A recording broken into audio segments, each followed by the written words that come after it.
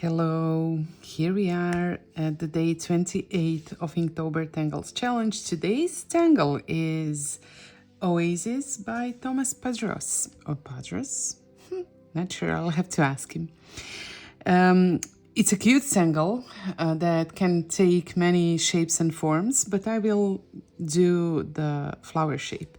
And I will place it here just because, it's quite busy here, so I would like something simpler in this area.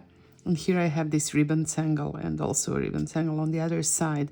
So I think that Oasis will be a nice contrast on this opposite side.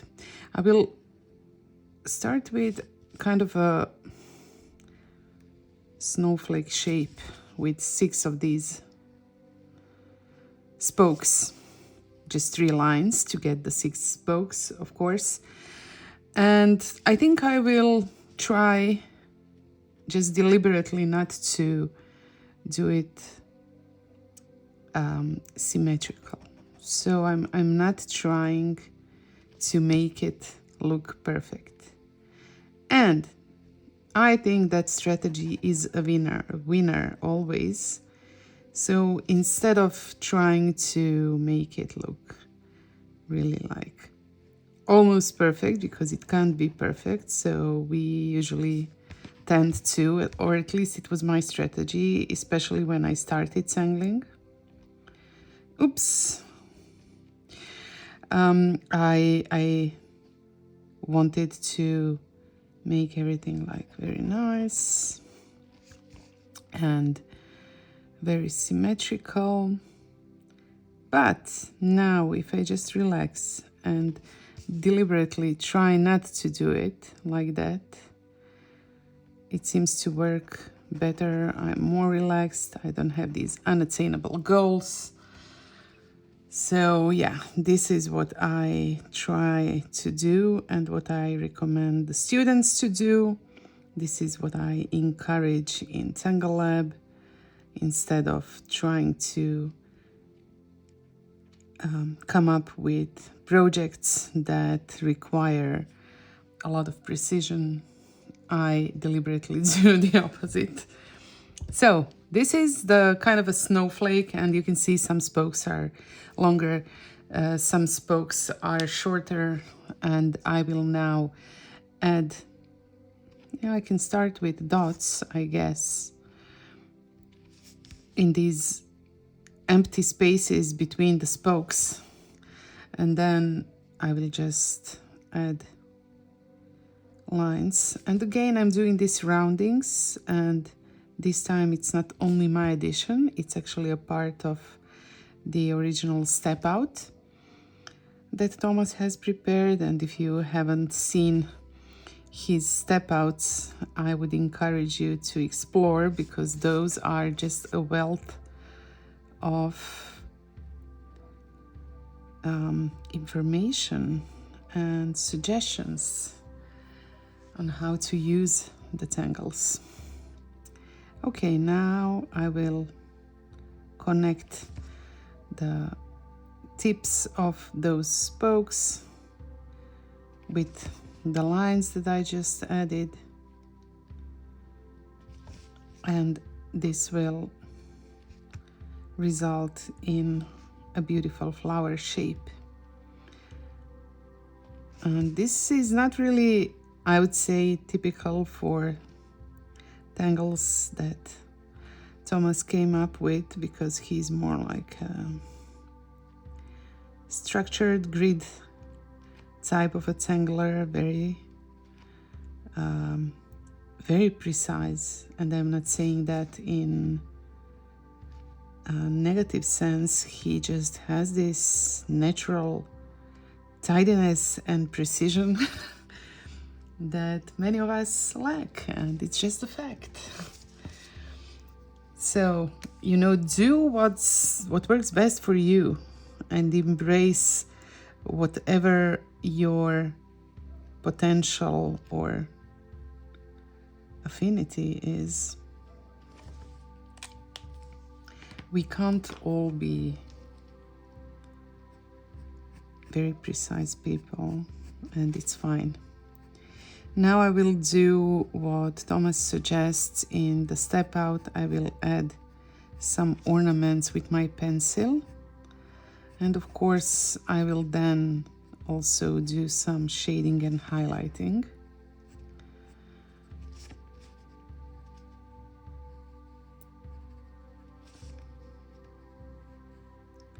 This is just a line that basically divides this space, each of these spaces on the sides in half, and then I add a little bit weight to the top part of the line.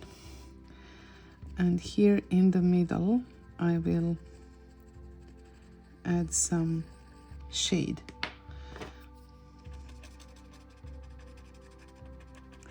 And I think I will try to do something that I usually don't do. I will add some shade along the edges, because normally along the edges I would do the highlighting, but it doesn't need to always be the same. Just trying to think outside the box, and let's see where that will take me. And of course I need some shade here where my tangle, one of my tangles goes over Oasis.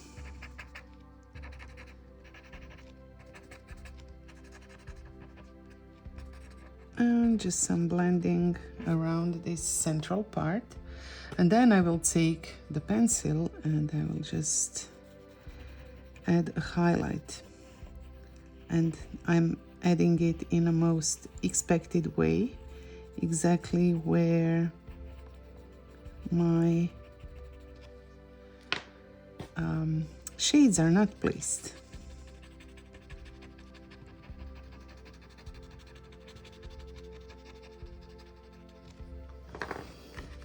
I have quite a lot of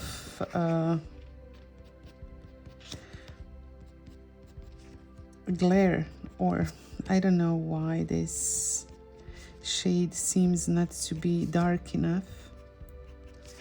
So I'm just going to try to add some more light to increase the contrast.